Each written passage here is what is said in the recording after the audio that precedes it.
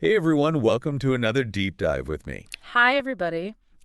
Today we're going to be talking about restaurant lingo. Yeah, So if you're interested in working at a restaurant, that's right. or if you just like going out to eat, Mm-hmm. it's going to be really helpful to learn some of these words. For sure. So let's jump right into our situation today. Okay. We've got two chefs, Daniel and Anna, and they're getting ready for the dinner rush at their restaurant when they realize, oh, there's a problem. Oh, no. The seafood delivery is late, and they were planning on serving a lot of seafood dishes. Okay. So I'm going to read the dialogue between Daniel and Anna for you guys. Oh, yes, good.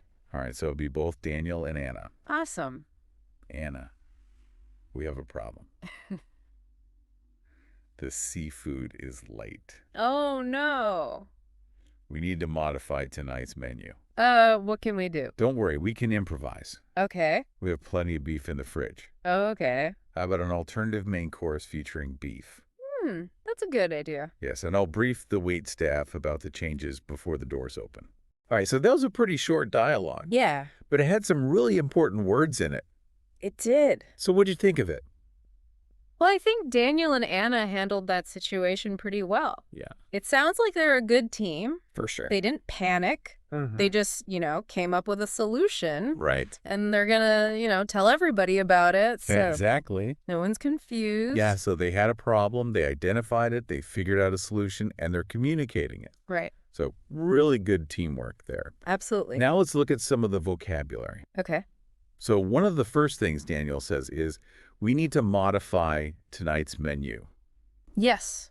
So can you talk to us about this word, modify? Yeah, sure. So modify just means to change something. Okay. It usually means to make a small change to something. Mm-hmm. So, like if you were baking a cake and you realized, oh, I don't have quite enough sugar, Okay. you might modify the recipe just a little bit. Yeah, I see. Add a little less sugar.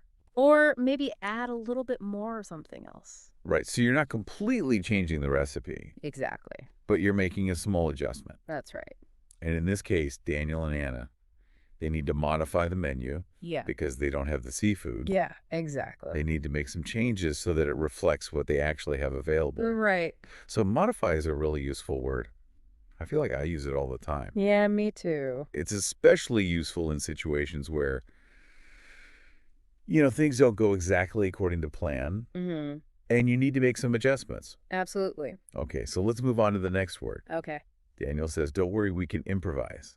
Yes. Now, improvise is a fun word. It is. What does it mean? So improvise means to do something without a plan or to make something up as you go along. Yeah, so you're kind of being creative in the moment. Exactly. You're coming up with something new on the spot. That's right. So in this case, Daniel's saying that even though they don't have the seafood, they can still improvise and come up with a delicious meal for their customers. Yeah, and I think that shows a lot of confidence as a chef. Right. To be able to, work with what you have and create something delicious. Absolutely. Yeah. All right, so let's see, what else is there? Okay. Daniel then says, how about an alternative main course featuring beef? Okay. So two interesting words there. Alternative and featuring.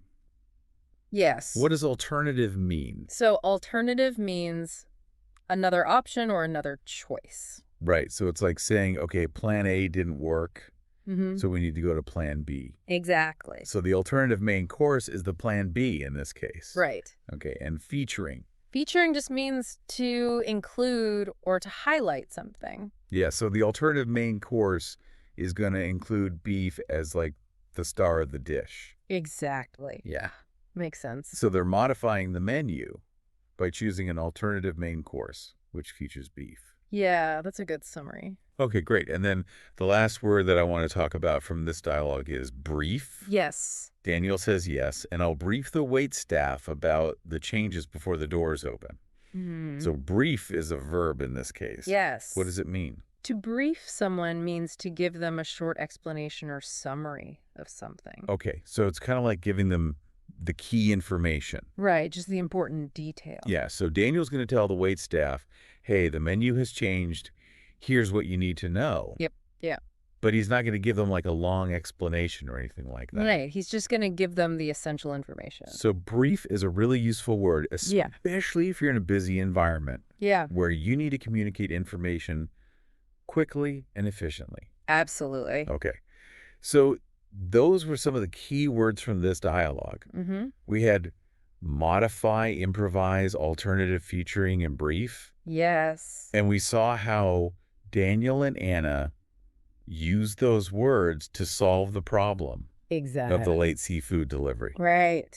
And they did it in a calm and efficient way. Yeah, they make a good team. They really do. I like them. So in the next part of this deep dive, we're going to explore some more of the language from this dialogue. Sounds good. And we're going to talk about some of the key sentences that Daniel and Anna used. Okay, I'm looking forward to it. Me too. Yeah. All right, so welcome back to our deep dive on restaurant lingo. Yeah. We were talking about Daniel and Anna, our two chefs, who are dealing with this problem of a late seafood delivery. Right.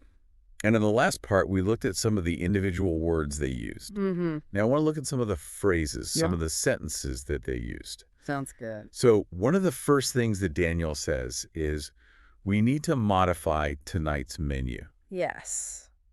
That's a really important sentence, I think. Yeah.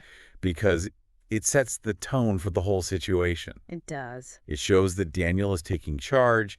He's identifying the problem, and he's already thinking about a solution. Right. He's not panicking. Yeah. He's just like, okay, here's the problem. Let's figure it out. Let's fix it.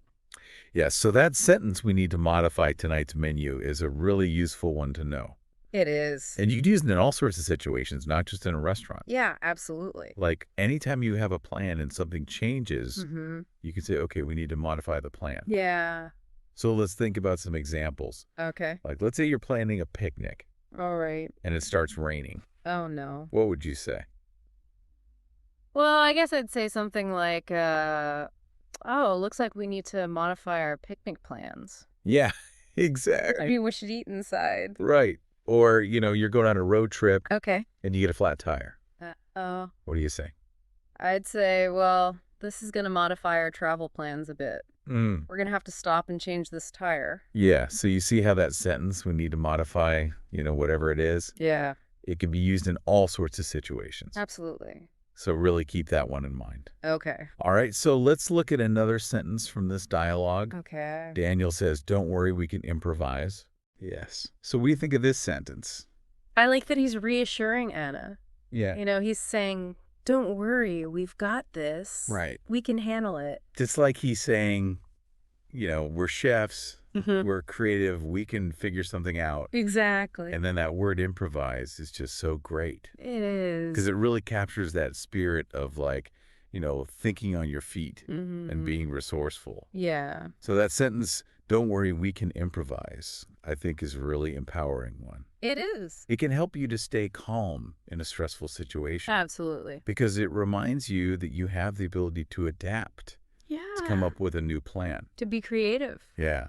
And that could be really helpful in any situation, For sure. not just in a restaurant. Yeah. Okay, so what other sentences do we have here? Okay, so we have Daniel's suggestion. How about an alternative main course featuring beef? Right. And I love how he phrases this as a question. Me too. He's not just telling Anna what to do. He's involving her in the decision-making. Yeah, he's asking for her input. Exactly. Yeah. And I think that's another example of good teamwork. It is. They're working together to find the best solution. Right, and it shows respect for her opinion as well. Yeah, definitely. So that phrase, how about, is really useful for Yeah. making suggestions in a way that's, collaborative. Right. And not bossy.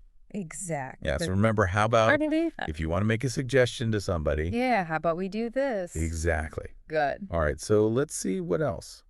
Okay, so then Anna responds, that's a good idea. And then she adds, let's tell the wait staff about the changes before the doors open. Right. And this sentence highlights the importance of communication. Yes, definitely. Because if they don't tell the wait staff about the changes, it's going to be chaos. Oh, yeah.